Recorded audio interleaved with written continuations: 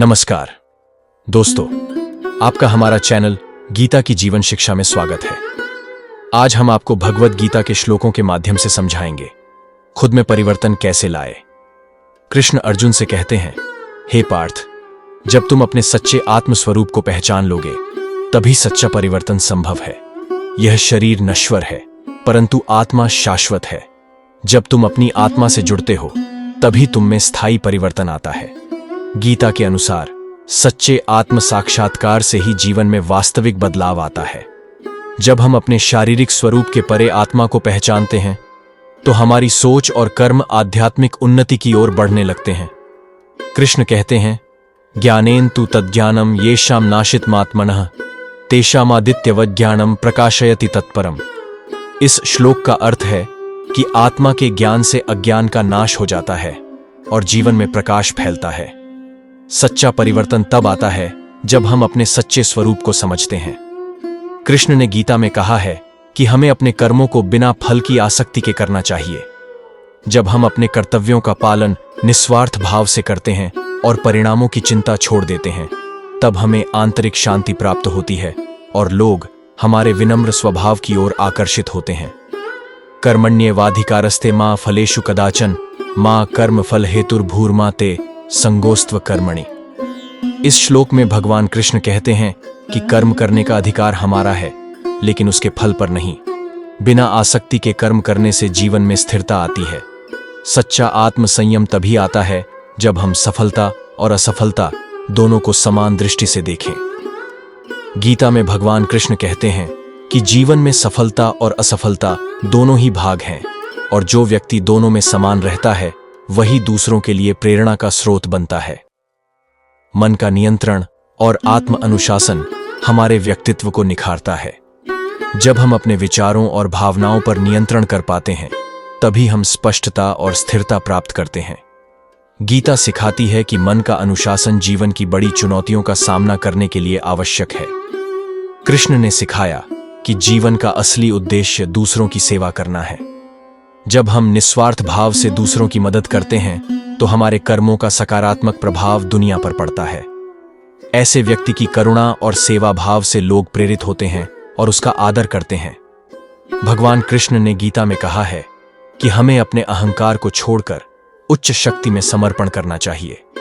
जब हम अपनी हर सफलता और असफलता को ईश्वर की इच्छा मानते हैं और उसके अनुसार कर्म करते हैं तो हम भीतर से शांति और स्थिरता महसूस करते हैं, जो लोगों को हमारी ओर आकर्षित करती है। विनम्रता से सच्ची महानता प्राप्त होती है। जब हम अपने अहंकार को त्याग देते हैं और विनम्रता का जीवन जीते हैं तो लोग हमारे असली स्वभाव का सम्मान करते हैं और हमारे गुणों की सराहना करते हैं। अमानित्वम अदम्भित्वम अहिंसा क्षान्तिरार्जवम आचार्योपासनम शौचम स्थैर्यमात्म विनिग्रह।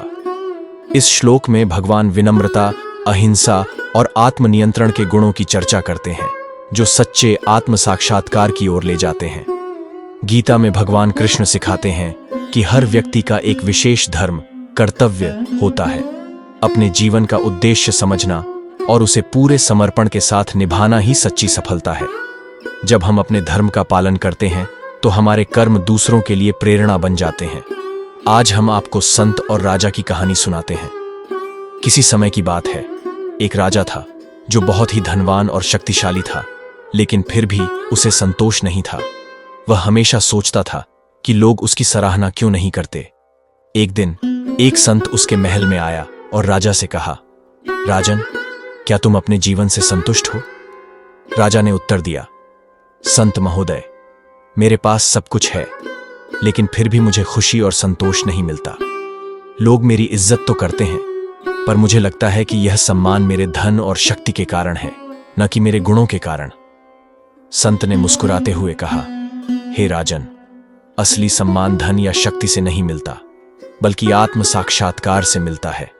जब तुम अपने सच्चे स्वभाव को पहचानोगे और विनम्रता, सेवा और करुणा का जीवन जियोगे, तभी लोग तुम्हारे लिए तरसेंगे। राजा ने पूछा, तो मुझे क्या करना चाहिए? संत ने कहा, पहला कदम है अपने अहंकार का त्याग और अपने कर्तव्यों का पालन बिना फल की इच्छा के करना। जब तुम निस्वार्थ भाव से अपने कर्म करोगे तो लोग स्वतः ही तुम्हारी ओर आकर्षित होंगे। कुछ समय बाद राजा ने संत की शिक्षा को अपनाया और निस्वार्थ भाव से अपने कर्तव्यों का पालन करना शुरू किया। उसने अपने अहंकार को छोड़ दिया और सेवा का जीवन जीने लगा। धीरे धीरे लोग उसकी विनम्रता और करुणा के कारण उसकी ओर आकर्षित होने लगे। गीता के अनुसार जब हम आत्म साक्षात्कार की राह पर चलते हैं और अपने अहंकार को छोड़कर विनम्रता, सेवा और करुणा का जीवन जीते हैं, तभी हम सच्चा परिवर्तन प्राप्त कर सकते हैं। इस परिवर्तन से न केवल हमारा जीवन सुधरता है, बल्कि हम दूसरों के लिए प्रेरणा का स्रोत बन जाते हैं। जय श्री कृष्ण।